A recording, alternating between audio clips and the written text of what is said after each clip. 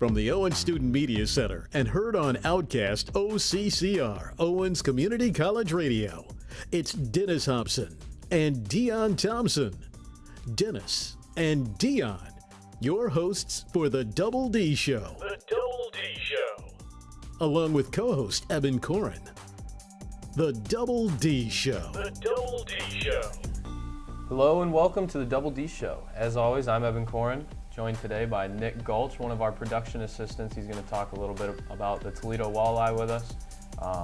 Dennis, Dion, you guys want to take it away, ask some questions? Oh man, we got the man. Nick usually hides behind the cameras. Now we got him out here on us. Nick, tell us a little bit about yourself and the walleye. What's going on this season? Well, right now we have some former returning players that are returning. AJ Jinks, Shane Birchback, Charlie O'Connor, and Kevin Tansey are returners.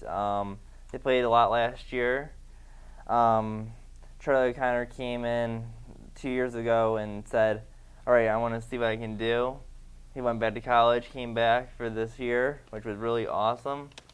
And then we got new players. We got Greg Wolf, who was a former MSU captain, Michigan State captain.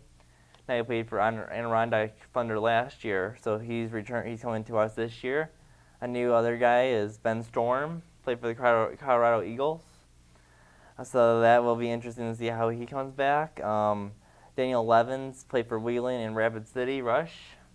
And then Tyler Spezza, former Bowling Green State Falcon rookie, that will be interesting to see a rookie come in this year and see if he can get a goal. Okay. He was a big-time player. He was a big part of BG's program. I remember seeing him play there. But I want to talk a little bit about AJ Jenks because he's one of my favorite players on the ice. He just brings like this big physical presence out there.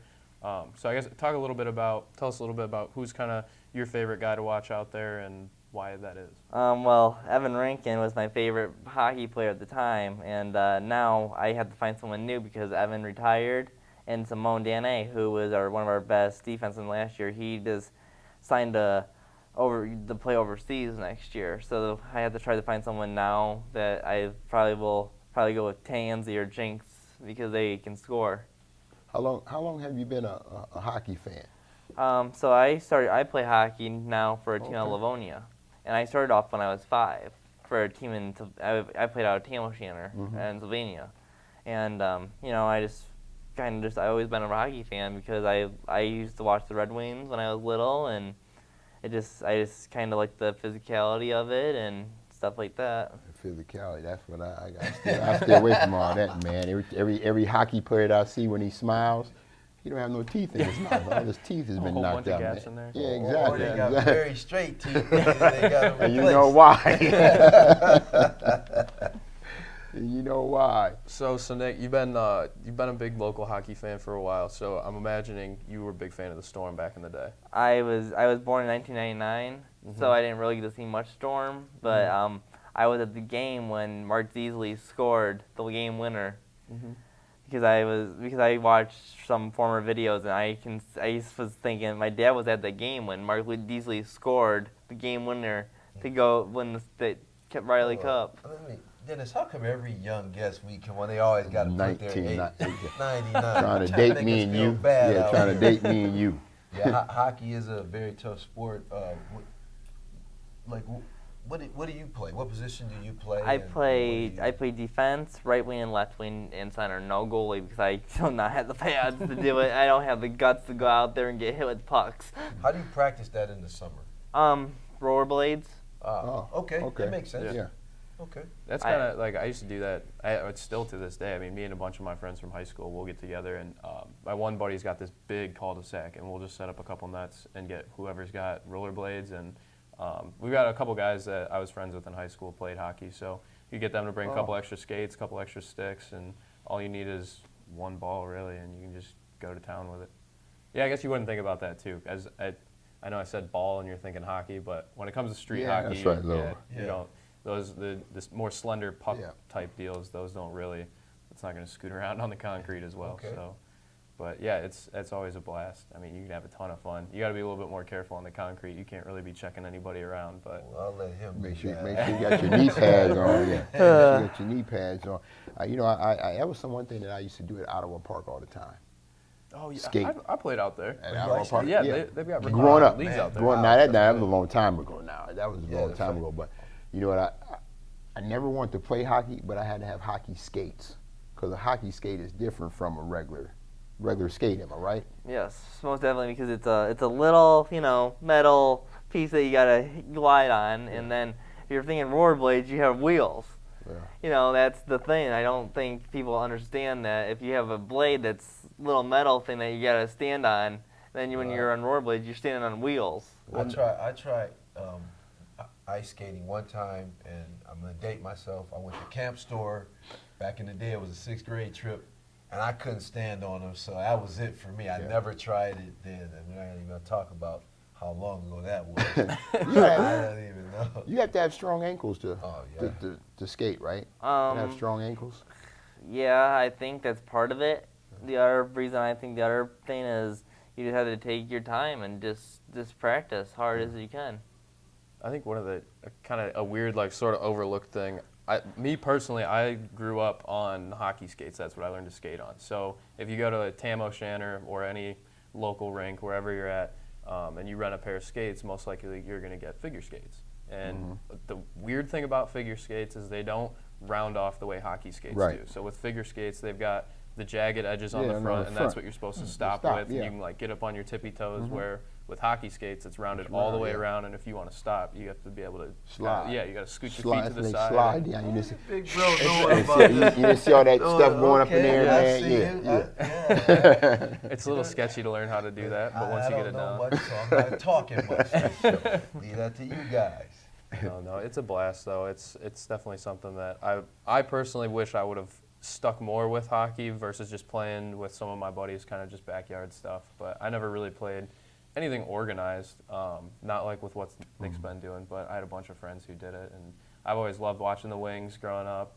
Been to a bunch of walleye games. It's a blast to kind of learn a little bit about the sport, but kind of to sort of bring it into unison with you two. I think what's interesting is you can compare the offense in hockey a lot to offense in basketball, Yeah, and the but movement on the ice is really similar. Yeah, but you know what? I got control over my hands making that pass Right, and doing right, something. But when right, you got a right. stick and it's not in, and you're trying to make a pass or assist. What do they call them? Assistant. Yeah. Yeah, I mean that's tough. I mean I give them a lot of credit. It's just like people that play soccer. I give them a lot of credit. I mean, It's not enough scoring. This is going to sound crazy. I probably would rather watch hockey than soccer around playoff time, you know, when the Wings used to be good, popular. But it's just, I mean, it's not enough scoring for me. My attention just, Nick, where did you go to high school? I went to Whitmer High School, Whitmer. So did they have a hockey team? Yes, they did. Okay, did you play on that hockey team? No, I have muscular dystrophy. Oh, It's a muscle wasting right. disease. Okay. But I did get to play in one game with Whitmer. Okay. It was the autism awareness game, and I scored a hat trick. Oh my gosh, that's awesome. now I do know what that is. 3 Yeah. goals. Yeah. That's one of those nice things that's kind of all across the board with sports. That's one of those, like, universal terms. But yeah, I mean, like, the stat lines are pretty similar. I think like the way that you would look at stuff in basketball and hockey, even lacrosse. I always bring up, like, lacrosse with it because that has huge parts of hockey, soccer, and basketball. Now, that's one sport I don't understand. It's Lacrosse. like I swear, if you picked up a stick, I bet you'd love it. Now, I've yet to mean, meet that someone I who's don't- picked it I up mean, have and you- walked away. No, but you know who was a great lacrosse player? Who? Bet you don't even know this trivia. No, I don't. Jim Brown. Oh, I knew Oh, that's where okay. you're going. No, You I know was where he gonna go played? with that. I have no idea. where he played. Syracuse. Yeah, Wow. well, I did know that actually. I take that. Orange back. people. Yeah, because he played. Well, when he was playing football, right? Yeah. So that's a that's- scholarship sport? Yeah, they said he was actually better at lacrosse than he Yeah. was football. Wow. That's crazy. Wow. Just like we always talking about Will Chamber. They said Right. he was a better volleyball Right. player than basketball player, Well, yeah. which is amazing. Really? I don't know Yes. why. I He's didn't know playing, that he's before. looking down over the net, man. Right, So right. No. Yeah, you can just put your arms up and stuff about anybody. Exactly. Makes it a Well, little let me ask easier. you about what are the injuries, and I know every sport comes with injuries. You know, we always talk about ankles, knees, that sort of thing. Like, what are the? Because it seems to me like you can play hockey for a long time. Like a lot of the pro guys have been around for a while. You know, so is it because of the skates that you don't have as much impact on the joints, or you guys can help me? Well, one thing is I think the skates have changed over time. I mean, the Toledo Hornets, former Toledo team. Their blades were about this big around. And, now they're like that small. But I think a lot of things, I don't know, because with the difference in the skates, I think that's why people play for a long period of time, because they think they know what they're doing, but sometimes they fall and they break their knee, or they break their back, or if there's a cross check from behind, they might be paralyzed from the waist down. It's like, just piggybacking off that, I was just going to say, one of the crazy things with a lot of those injuries, like some of these guys, especially at the professional level, are so tough that, like, I've heard of guys like breaking their legs on the ice and finishing a shift. Like, they'll keep playing, and then once their minute and a half, whatever it is done, they skate off the ice and then they get looked at. I'm a Northview grad. In my senior year, we went to states, and we had a 7 overtime game in the state final. We were at Nationwide Arena for, I think, 8 hours watching hockey that day. It was absolutely incredible. They ended up having to call the game, and we were declared co-champions with St. Ignatius, I believe it was, out of Cleveland. Cleveland, yeah. I was yeah. actually at BC. That was the year, I think, before you got with us. Okay. And okay. there was a kid on the ice. He got hit on the ice and actually got knocked out on the ice and got up, skated over to the bench. They flashed a light in his eyes, and we could see this up in the stands. Wow. We debated because we were like, what's better, to win it outright? But, hey, I want to thank Nick. This has been outstanding. Thanks for letting us know about the walleye and about you educated me on some hockey. Yeah, can I throw a couple more things out there before we get out of here? 30 seconds or less. All right, so if you guys want to get tickets, it's ToledoWalleye.com or 419-725-WALL. Preseason game is October 6th. First regular season home game, October 27th. All-Star game is January 21st. All right, guys, we'll be up next with some more with Nick Gulch, talk a little bit more hockey, and we might touch on a little bit of Urban Meyer and what's going on at Ohio State. We'll be back in a minute. How you define success is really up to you. For me, it's helping to make the world run. That's one way. Or making a living as an artist. And that's another. Hiring someone out of college with the right skill set. Graduating, and without all that college debt. You're on a roll. Living my dreams. Now that's success. Your success starts here. Owens Community College. You recycle, right? Yep, it's confusing. It's hard for all of us to recycle properly when it's this confusing.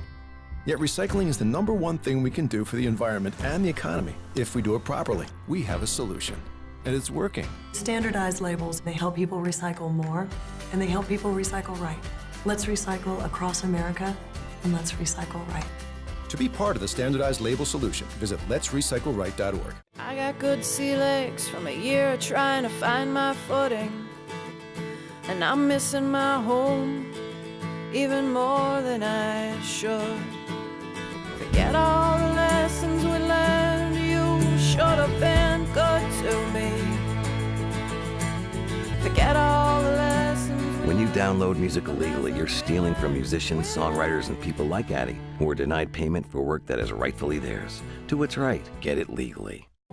Success can be hard to define. Making a living while making a difference. Okay, maybe not so hard. Hiring the very best people and giving them a place to shine. Graduating with almost no debt. I'm sensing a theme here. Landing a great job right here in Northwest Ohio. Loving what I do and doing what I love. So actually, success is easy to define. Your success starts here. Owens Community College. Now we're going to discuss a hot button topic that is going to be talked about for weeks to come. And that is the situation that is going on down south of us. My buddy's an alumni there, and one of the greatest players ever there, obviously. Let's talk about what's going on at Ohio State and Urban Meyer, Dennis. I'm really interested to hear your if you notice, I didn't even text you or call you when it happened, because I wanted to hear this live. You know, I think it's the first thing is the timing's very, very bad. Timing, I mean, you're getting into the football season. Practice started a couple of days ago. Timing's bad.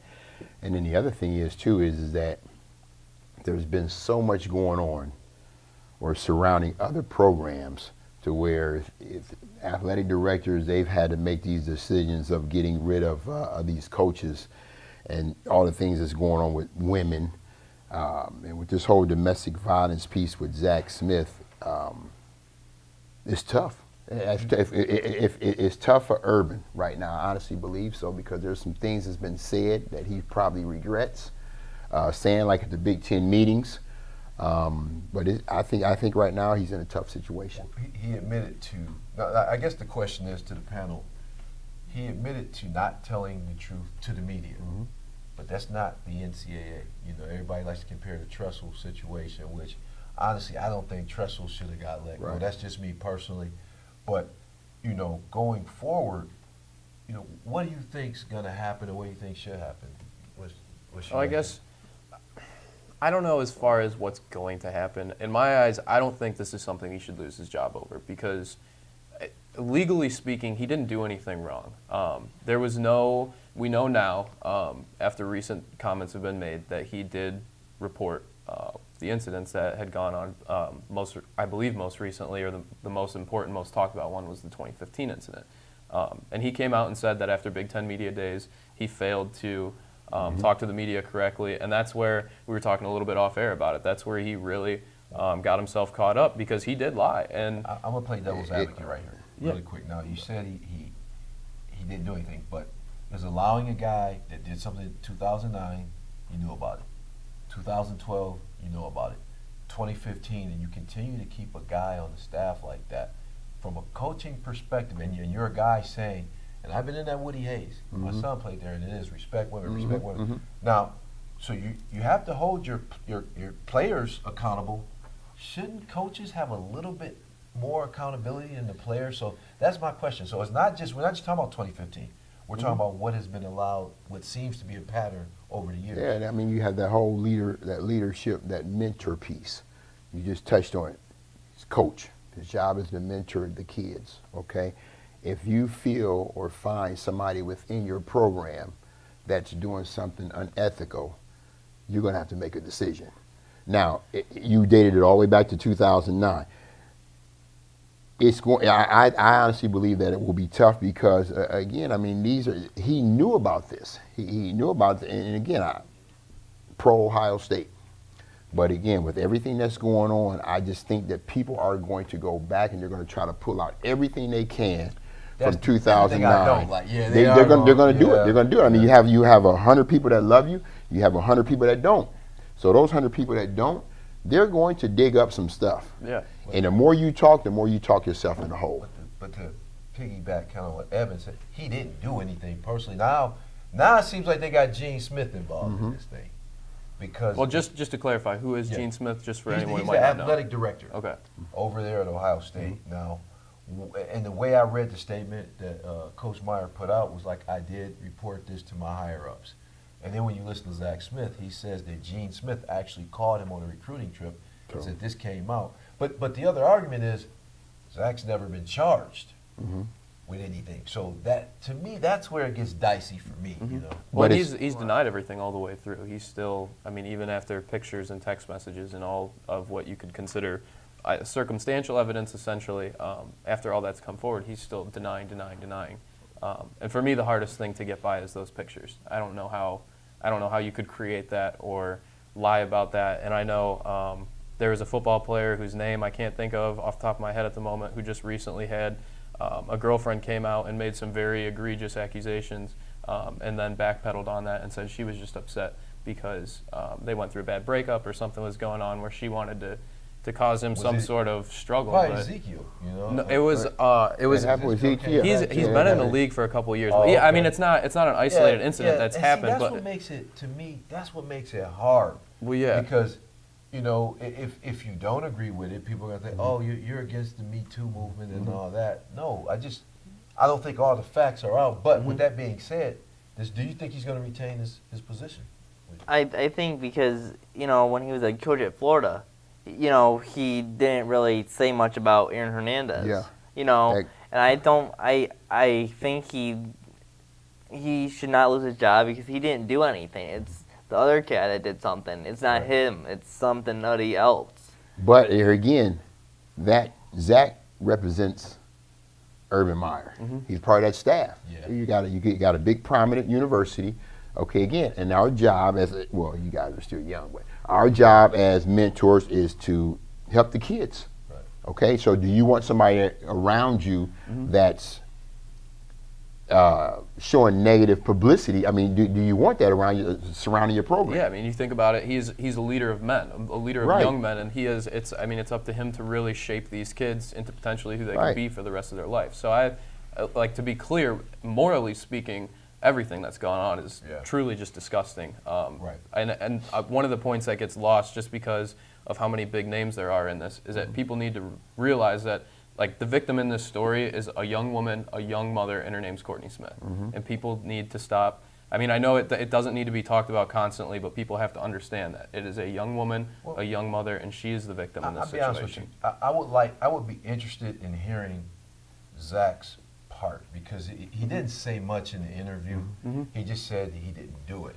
But when all the facts come out, because to me, if this goes, because according to her, all the coaches' wives do. Right. So are all the coaches, can they be implicated in this?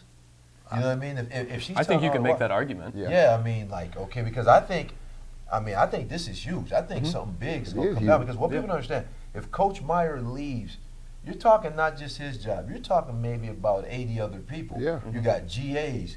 You got guys that's answering the cell phone. Right. I mean, that's going to be a lot of job.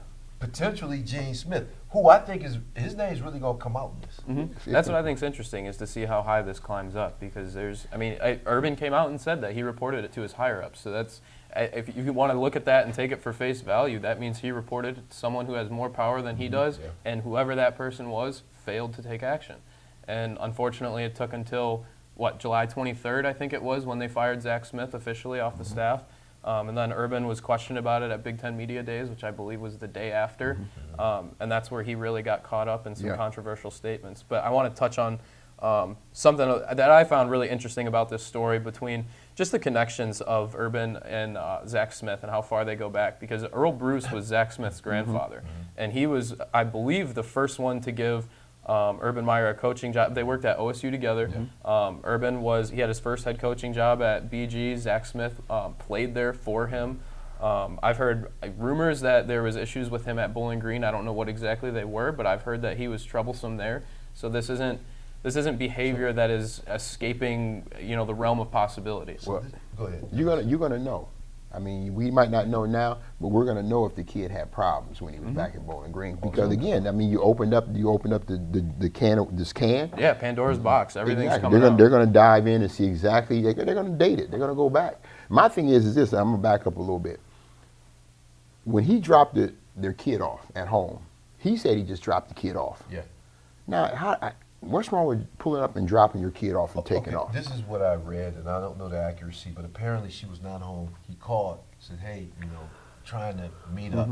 She didn't answer, so he just came by and dropped the kid off, and that's when she said, he's not supposed to be there. Yeah. But he's not doing anything. He's just dropping their kid off. But the thing about this, if they got a history of DV, and if this guy, there's allegedly reports out there of this guy being controlling and things like that, and I've never been through that, thank goodness. But sometimes with relationships and divorces, you never know. It gets ugly. We've all seen the guy who can't let go and want to still be in control, of who she dates and that's, like I said, that's not factual. That's just me speaking. But I just think when you look back, we can really look at this similar to what Tressel did, because if Urban is looking out for a guy who he cares about, Tressel did the same for his players. So, and when people say, well, he's Urban Meyer, he can't be fired, he's the greatest coach. Woody Hayes got fired. Exactly. They got rid of Tressel. That's right. So nobody's above the university. That's right. And you know that. Especially that university. Right. Exactly. I mean, and I'm curious to see what happens, because I've been on that other side. I went through a tough divorce, okay? And I know how conversation, they're going to entertain whatever conversation she throws at them. They're going to entertain that. Yeah. So again, I mean, I think this is going to be a tough situation for Urban. What I'm thinking is there's only one thing that's wrong with what I'm thinking. When Urban became coach of Ohio State, he's not like Tressel. I think he's telling his players, we want to go out there and win this. We don't want to we don't want to make the other team feel, but to lose, then they lose, and he's not like the best coach ever, sort of. And so far, I think he's got like a 90% winning percentage of his games at OSU. Like I think he's lost no more than 2 games a season. Like I said, I've actually been around every Meyer. I can say my son plays there, and he supports his guys. You know what I mean? I think who can knock him for that? But I think in this particular case, sometimes you got to know when to kind of cut it off. But I think it's going to be interesting to see what happens. Weeks and weeks, we're going to be talking about this. Even coming up. That's right. Yeah, absolutely. I don't want to say I'm excited to see what happens, but I'm very curious just because this is, in today's time, in 2018, with the way things are going, I mean, this is a huge, huge story.